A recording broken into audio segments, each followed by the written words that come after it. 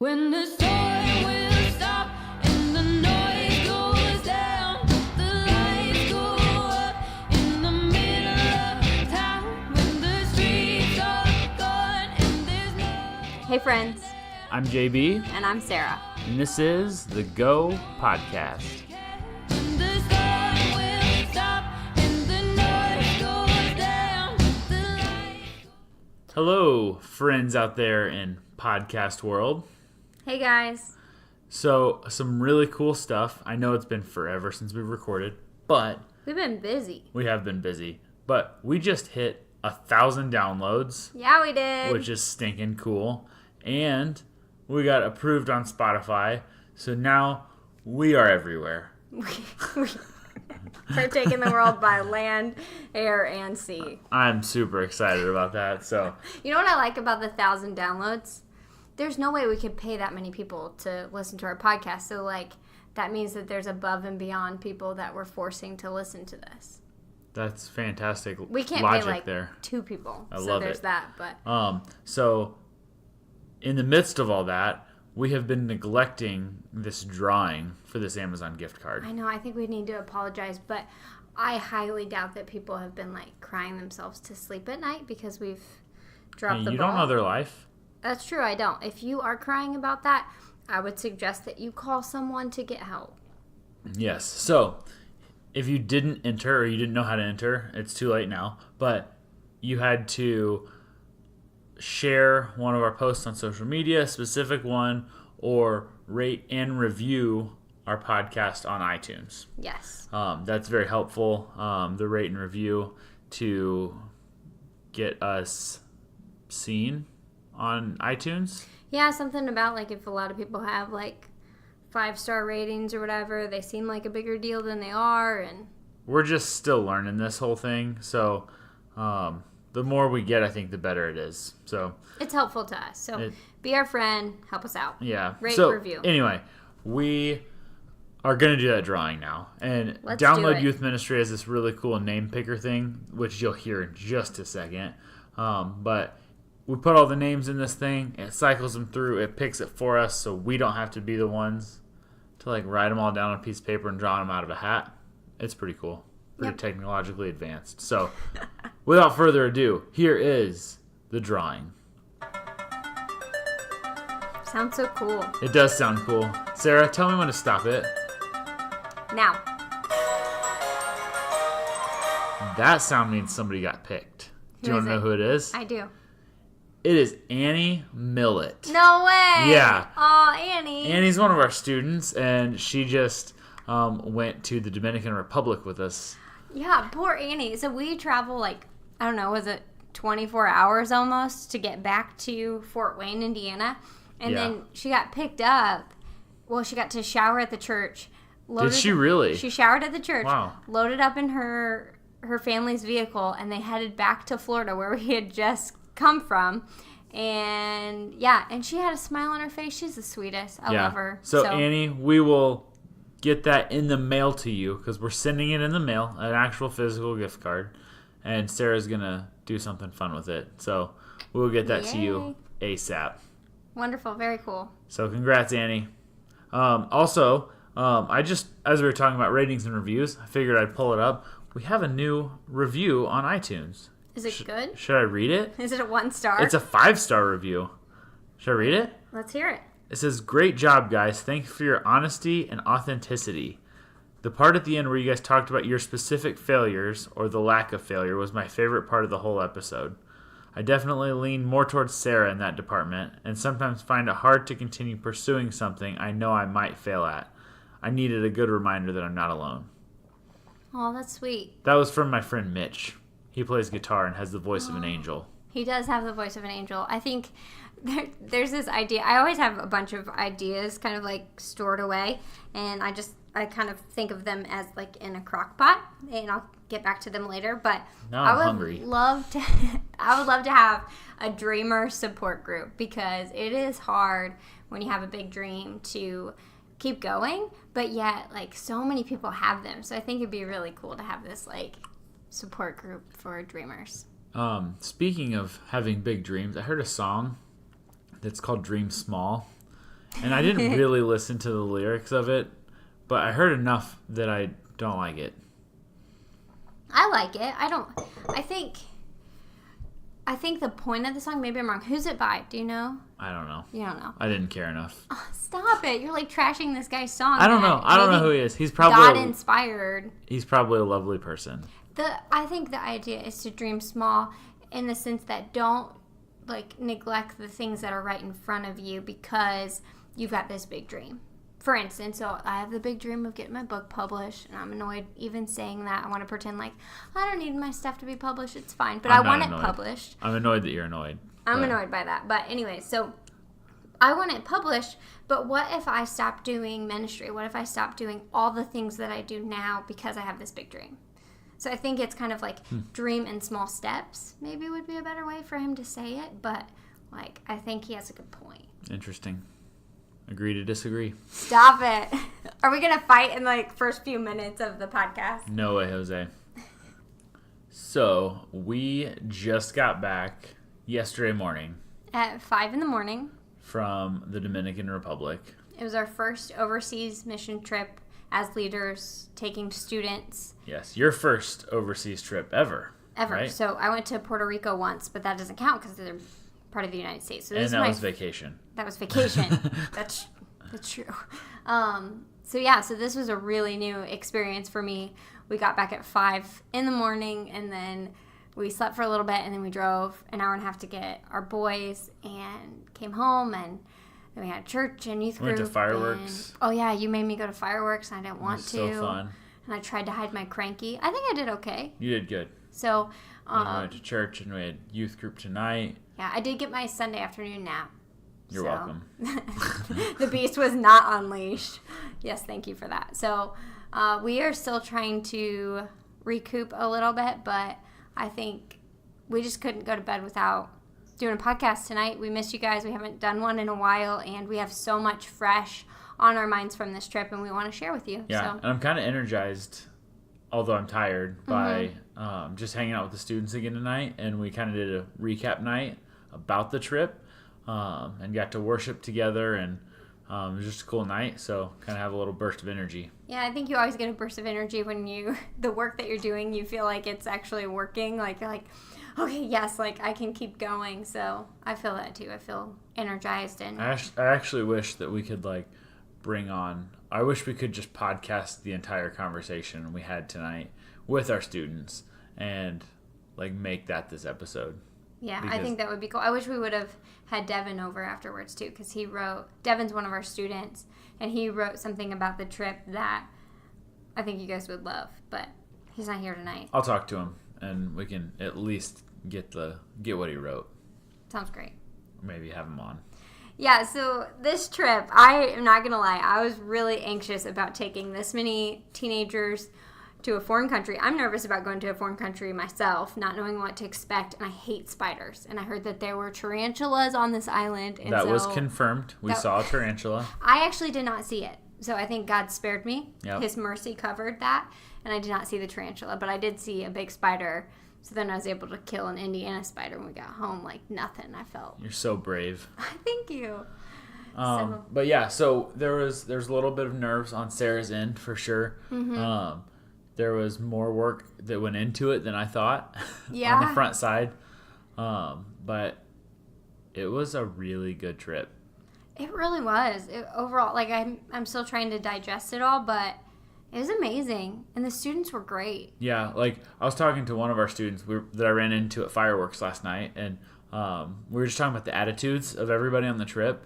Typically when you take, that many any amount of high schoolers together for a week, cooped up into vans or buses, there's going to be a bad attitude or two at some point. Like, truthfully, I did not even see or hear that at all. Yeah, the only time that I heard a little bit of grumbling was in the airport on our way back. And, like, my insides, I was grumbling. And so I heard them, and so I went into the bathroom, and I was standing behind a group of girls, and I was like, man, I feel so well rested and refreshed. And like 3 girls turned around and looked at me like they were going to punch me in the gut. And they were like, "Are you serious?" I'm like, "No, I feel like crap and I want to be at home." But I should probably confess that I did complain a couple times. did you? When we left on Friday morning, we had a 5-hour bus ride. Oh, yeah, you were cranky. I just had kind of gotten comfortable and started to doze off to sleep. And then I noticed we were stopping because somebody in the other bus had to pee. And I couldn't fathom the fact that we were only on the road for 45 minutes and somebody already had to pee. Mm-hmm. So then we stopped a little bit later, and I was super annoyed by that. But I asked for all of your forgiveness. Forgiven. You're forgiven. So the first night that we got there, we were getting settled, and there were just a lot of different things. Like, you're trying to get accustomed to a new culture and, like, get everything taken care of, and like when you get your room and you get your air mattress set up and all that. So and we had all pretty much been awake for 36 hours at least. Yeah, it was a long time. I mean, other than like sleeping a little bit on the plane and stuff, but that doesn't count. Yeah, no, not at all. So anyways, I get my suitcase open because I'm like, all right, like I need to get my pajamas and get my toothbrush and all this other stuff. And I kid you not, I could not find underwear. What was the thought that went through your head? Like the initial, like, did I pack underwear? I was like, oh no. And then I literally shut the suitcase and opened it back up thinking that maybe they would magically appear. Like and I'm maybe like, David Blaine was messing with your luggage, and if you closed it and opened it back up, it would be there. Maybe. I don't know. I just thought there's no way. You don't go to a foreign country with no underwear. Underwear is like the first thing that you check when you're like, okay, did I get everything? I mean, you don't typically go on any trip without packing underwear. No, but at least a place where you could buy underwear if you need them. Yeah, I didn't see a Walmart or a Target. I didn't even see a Kmart. I know. Oh my goodness. So I was like a mess. And then I was like, okay, just like, it's fine. It will be okay. It will not be the end of the world. And I was like, do I tell people or not? You know, like, do I make a joke out of this or do I just like keep quiet? And I'm like, I gotta tell people. So then I go to the bathroom right after that. And you're not supposed to put toilet paper in the toilet, which was my least favorite part about the trip. Okay, underwear was the first part. Not putting toilet paper in the toilet was the second part. Well, of course, I put toilet paper in the toilet. And he told us, like, if you do that, you need to come tell me so that we can fix it. I'm like, I'm not going to have to go tell everybody. I didn't bring any underwear, and I'm the moron that flushed toilet paper down the toilet. Yeah, I'm supposed to be the responsible one, and I'm already starting this off So poorly. then I have to stick my hand down this gross toilet and grab my toilet paper, and I'm like, I quit. I want to go home. Right now, I've been here for like 5 minutes. Another confession, I had to fish toilet paper out on more than one occasion. That's so gross. Anyway, so that's kind of how it started for me. We've talked about how great our leaders are, and one of our female leaders stepped up and apparently packed enough underwear for 2 weeks. So still managed to stand the weight limit for her suitcase, but I think she used extra space in other suitcases. Now that I think about it, it all makes sense. But she came in clutch for Sarah and provided. She so did. And I think she felt inspired to bring underwear. So I'm just taking that as Jesus loves me. And This she's I know. getting married in a week. And so I know exactly what I'm getting her for her wedding present. Moving on. Moving on. So, we just wanted to talk a little bit about mission trips today.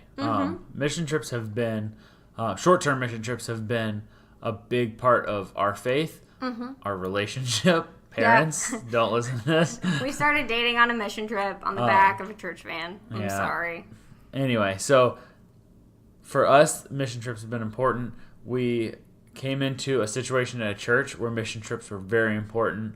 The youth pastor before us, Troy, he had a rhythm. He has done mission trips, I think, since dinosaurs were roaming, and it was like just there. Like that's what the culture was, and of course we were excited about that. Mm-hmm. Yeah, because our youth group experience, mission trips happened every summer, and we would go to different places. Jonathan went on an overseas one. I did not, but they're really impactful to us. So why don't we start there? Like, how did mission trips impact you when you were in high school? I think just exposing me to different cultures, even within the U.S., I think is one way. I got to go to the Bahamas on one when I was in high school, and we worked on a house that had dirt floors, Just very poor. Like the kids didn't wear shoes. It was a long time ago. I don't remember like if they had them, they just weren't wearing them, but it seemed like they just didn't have them. So just seeing that type of stuff. So like your perspective being broadened.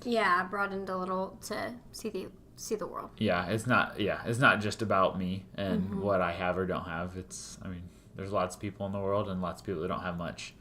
And then another big thing for me is work ethic. Just going on trips. I don't know how many times I've mulched on mission trips. I came home from one mission trip one summer. I was like, I'm never mulching again. Yeah, we're mulching this week at our house. So, but anyway, like just learning how to work hard and have a good attitude about it, I think is something that I really learned through mission trips. Yeah. Also, living with people that drive me insane for a week was helpful. But what about you? Lots of things. I think the work ethic, there's a lot of things that I had to do on a mission trip that I'd never done before. So that was, I think that's really good to build your skill set and to be put in a situation that you might not know, but you get a chance to learn. Yeah, we had a group with our youth group that went this past week. At their site, they did drywall work. They taped and mudded and sanded, and these kids were a mess. But most of them learned how to do that stuff, and I guarantee you that's going to come in handy for some of them down the road. Yeah. I completely agree. And then I think just being in an environment where I'm not the one being served, because as a teenager, as a kid, almost all the time, you're in a place where you're the one being served. And so you have to change your mindset, and I think that's really good and needed. And, I felt like miserable when my mom made me clean my room and my bathroom as a teenager, and then going on a mission trip and choosing to do that and saving money up to go and all of that. It's just a really good thing for me. I think, too, we went to Oklahoma City. We'll probably talk about that mission trip over and over again, but it was the one that we started dating on. It was a 2-week mission trip, and it was really impactful to not just us, but all the students that were on the trip. And there's a lot that are currently in ministry and other things because of, I think, a huge part of that trip. Yeah. But for me, I was kind of riding the line in that season of life. I was getting ready to start high school, and I wanted to be popular. I liked that, and I liked kind of having 2 different worlds, and I really felt called out on that. And that was when I shifted, and I was like, no, I'm going to be all in this. And I don't think that you can be more miserable than when you're living halfway for Jesus. Like, there's no way to be happy in that way. And so I was like, no, I'm doing this completely, wholeheartedly. I want this life of service. And I think it stuck with me. So it really changed my life. Yeah. So typically we do trips about a week long. We've done trips with organizations. We've done trips that we've planned ourselves. Even when we were in high school, we did a little bit of both. Some that organizations planned and some that our youth pastors planned themselves. What do you think? Do you think there's one that's better than the other one? Or do they each have their own place? I think they each have their own place. I think, one of my favorite mission trips that we've led together has been the Cincinnati mission trip that we did. The first time we went there, we planned it all out, and it was great, and we had a lot of intentional time that was specific to our group. So we weren't just molding into someone else's itinerary, but we had designed everything for that group, and that was really good. But I also lean towards, especially going like international, going to an organization that has a long-term mission, that you're just helping them with that, because I don't think it's good to just jump over and help for a week and then pull out and not have any long-term relationship. So I would say in that sense, absolutely going with an organization. I think you could maybe even do harm if you're jumping into a culture that you don't know and expecting them to have work for you to do. Whereas, in the U.S., like Cincinnati, when we take the kids to Cincinnati, it's a very similar culture. It's not a big deal to do that. And we did that for a junior high age group. So yeah, benefits to both. What do you think? I definitely agree with everything that you said. When you talk about like the ones that we planned, we are more doing work-related things. So like the trip we just went on to the DR, like there is a culture there that's been established by the organization we went with, Praying Pelican, and they've kind of set the tone of this relationship with the churches there. So they expect a group every year, and they count on that almost to have a group in there and to run a VBS and to have relationships with the kids in the town and to do whatever project they have that year. So they, like Sarah had mentioned, the long-term relationship, but in places like Cincinnati, we planned one ourselves to St. Louis. It was a lot of just like go in and do some work projects that some nonprofits need done. But then there's also like we worked at a special needs camp in Cincinnati that is a lot of relationship building throughout that week, but they're in desperate need for people, and that is a genuine help to them. Right. So I think if you're going with an organization, for the most part, everyone that I've really looked into, they have relationships with these communities. But I mean, there's always going to be like they have to drop a community for a specific reason and add a new one. So it's not all going to be a 20-year relationship with this community that you're going to. But yeah, I think it's important to bring up too, because I've heard a lot of pushback on not doing short-term mission trips. There's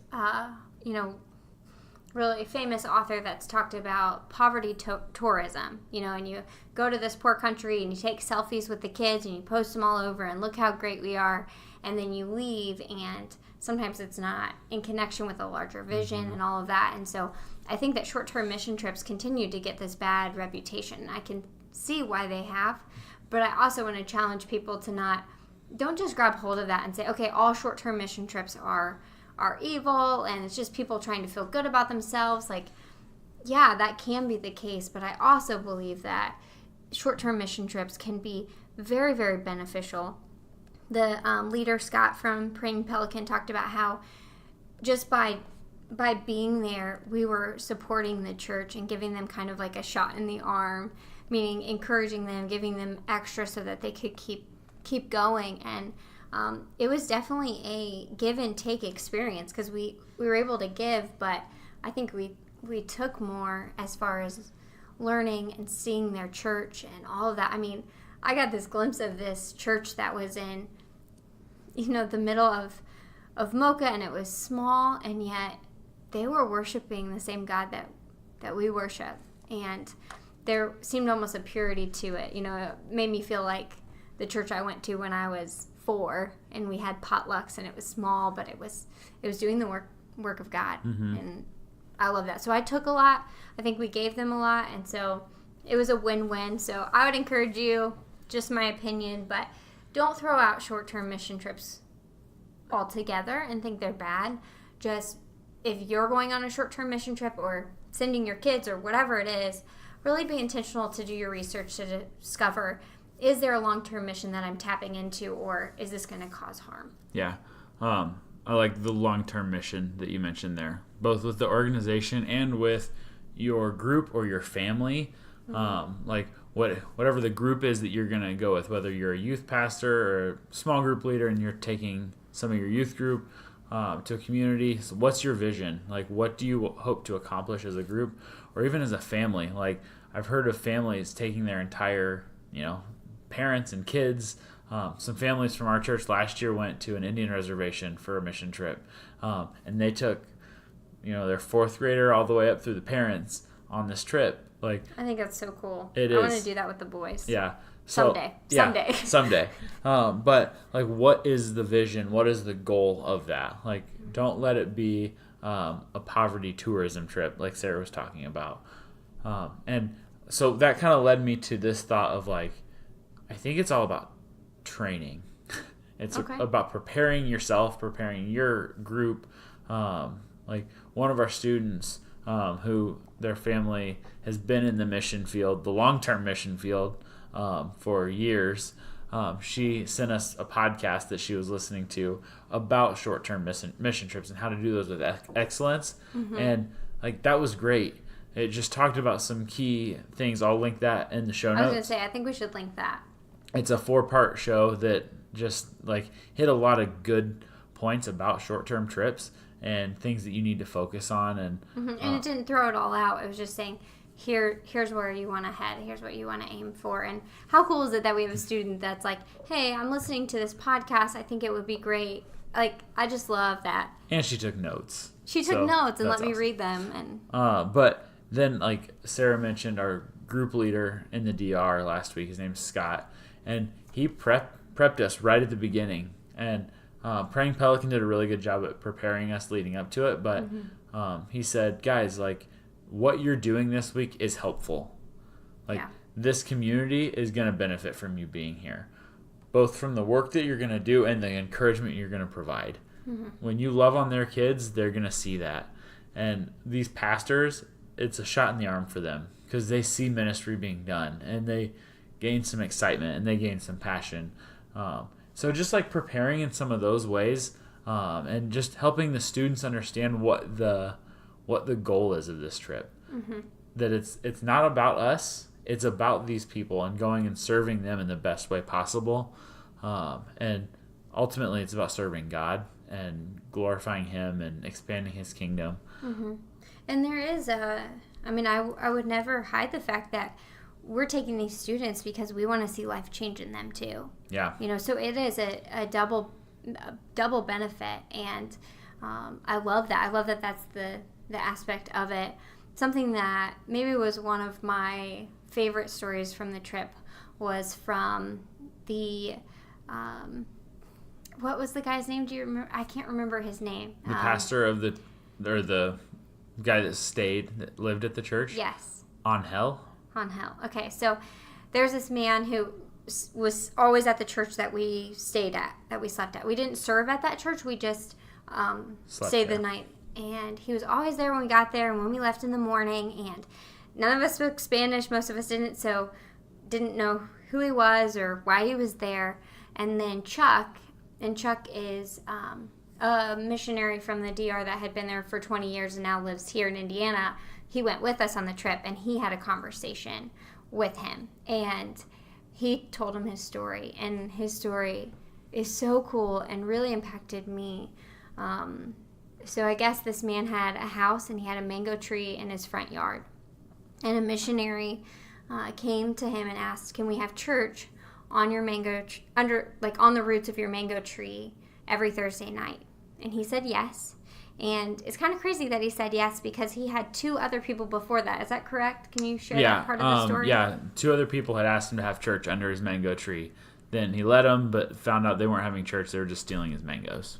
Yeah, and that's not nice to steal people's It's not mangoes. nice to steal people's mangoes. So he said yes anyways, and I'm not sure why, but he did. And then for like 4 to 5 years, they held church on the roots of that mango tree, which is so awesome. And then he felt inspired to buy land to put the church on. They were like, we need a bigger place than this mango tree. And so he went to buy the land, and it was crazy because it ended up being cheaper than he expected when he got there, and he got the land. And then he told Chuck, like, this is the church that was built because of the church that started on the roots of a mango tree. And Because that man was obedient to God before he was even a believer. yeah, he wasn't a believer when he said yes. And then, of course, he came to know Christ, which is super cool. And then that just unraveled. And then Chuck, he took it too. And now we're here. And God, he knew that we would be here all these years later, that we would sleep in this church and that we would serve this community. And we're not the end all be all. We are just one step in this story. But I don't think we know how significant our steps are. I don't think we know how grand God's plan is. So that was huge to me. And it was cool, really cool to have Chuck on the trip. Mm-hmm. Chuck was one of my professors at Huntington. He goes to our church now. He offered to go and interpret and all of that, and that was great. Yeah. So. I love that mango tree story. It really did help to connect the fact that God has a plan and everything, and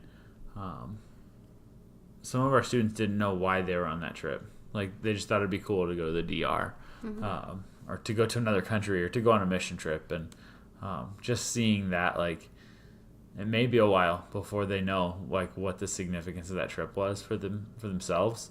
But I think that brings up a point of like these mission trips are impactful to the people that go on them.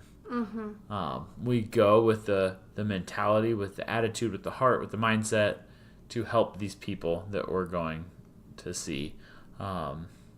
We went into a very small village in the Dominican Republic, and these people just incredibly impacted us.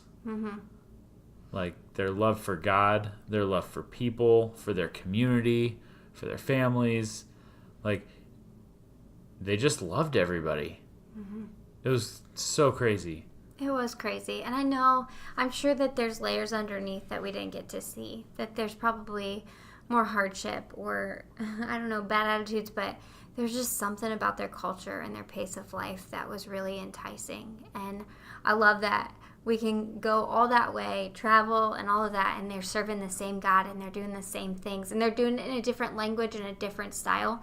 But then again, like, we're brothers and sisters in Christ, and I can't get over that. I can't get over when we would sing, like, the song, Open the Eyes of My Heart, Lord, and we are singing it in English, and they're singing it in Spanish, and I'm thinking, this is what it's going to be like. Like, it's going to be like that, where we have all different types and styles worshiping together, and I get kind of emotional about it because it gives me this glimpse of what heaven's going to be like and what this unity is going to be like. And maybe we'll all speak the same language in heaven. I don't really know, but I do know that there's this beauty in worshiping God in different styles, but yet worshiping the very same God. Like, he's there. And I loved it. And these girls, they had a dance ministry at the church, and we have a lot of students that are really involved in our dance ministry at our church, and to see that connection, those girls, their eyes just lit up when those girls came in. My eyes lit up. Like, yeah, it was super cool. It was just great, and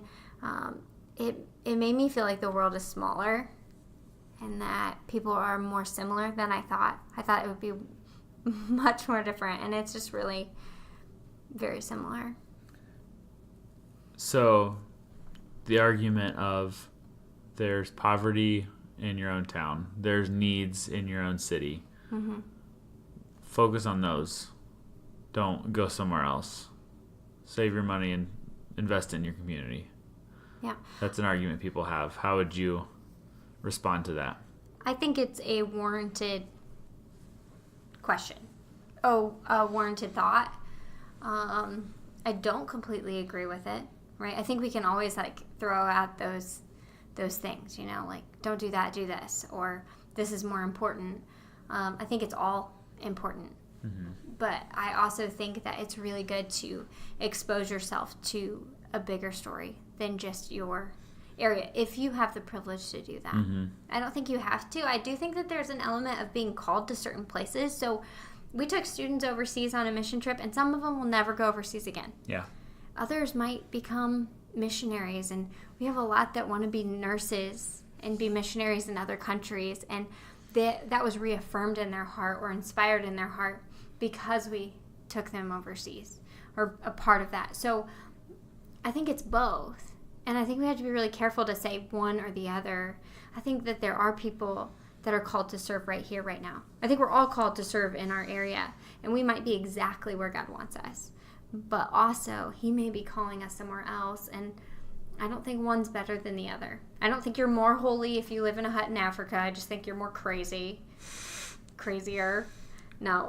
I think that's awesome, but I think you do get the element of these people are better Christians than others because they're doing this, and I think it's all just about your intentionality and where God has called you. Yeah. What do you think to that? I mean, I gave all my thoughts, but... Yeah. I think that it is a both-and scenario. Some people may be called to be a missionary and live somewhere else and invest themselves there. But not everybody is. But wherever you are, I think you should be giving to your community and serving those around you. And I think that's an area we as a youth group have struggled a little bit as a whole, not as individuals. I don't know what our students and our leaders are doing, but that's something that has been on my radar to continue to improve. And having those specific projects that we do. And kind of what I would like to see with our group, and we've talked about this as leadership with our small group leaders, and but is to have our small groups to have a relationship with an organization or that's long term. That maybe would last all 4 years of their high somewhere school. Whether it's a nursing home or a nonprofit or a food bank or whatever, where they go multiple times a year and they serve there. And we've talked about that with like junior high students, letting them kind of get a taste for a lot of different things, and then as high school students forming a relationship, being there. Because think about it, you don't have to be trained every time you go, right? If you are going to the same place. Yep. If you know what you're doing, they just say, "All right, get to work." And right. So I think having that, and then maybe building up to a trip, during the summer where you can go someplace else and serve, and you can see other cultures, even within the United States, and seeing how different people live in different parts of the country, and even establishing relationships. Like, I mean, through mission trips, like you can make friends at the places that you serve. And I made a friend. I thought I was going to kidnap a kid while I was there. I was like, Sarah, do not kidnap a kid. That's not allowed. No kidnapping. That's against mission trip rules. This is going to get flagged, and people are going to look. Anyways, but then when I was there, I was like, no, I don't want to kidnap a kid. I want to kidnap Juliet. She was one of the workers with Praying Pelican, and I love her dearly. Yeah. She's great. Yeah. And she laughed at my jokes. I don't know if she may not have understood it because you talk too fast. Probably. Okay, so last question for you. Okay. Would you mind sharing just one student story from this week? You don't say their names because I don't know if they'd be comfortable with that, but one student. Put me on the spot with this one. I know, I didn't prep you. I'm sorry. Okay, so we have one student in particular I was able to have a conversation with at the airport. Before we even left, we were in Chicago, had a good conversation. This student just kind of shared about some struggles with connecting with God, just not being able to feel God. I just didn't know why. And then I think we all get there. Yeah, sometimes we're all in those spots at different points in our lives. And then partway through the week, maybe been Tuesday, another conversation. Maybe it could have even been Monday. It was early in the week. I'm still just not connecting with God. I don't feel God. Like, it's been like 3 days since we talked. And so we just continued that conversation. And then we sang a worship song. And I was like, that's exactly where this student is. So I said, hey, just look at these lyrics. Just read through them and pray through them and talk to God about them. And then, again, we're on the bus. We kind of had a dance party, some crazy music playing, and then we transitioned it to just some chill worship music. And this specific song that I told that student to listen to came on, and I happened to be right by that person, and I said, hey, listen to these lyrics right now.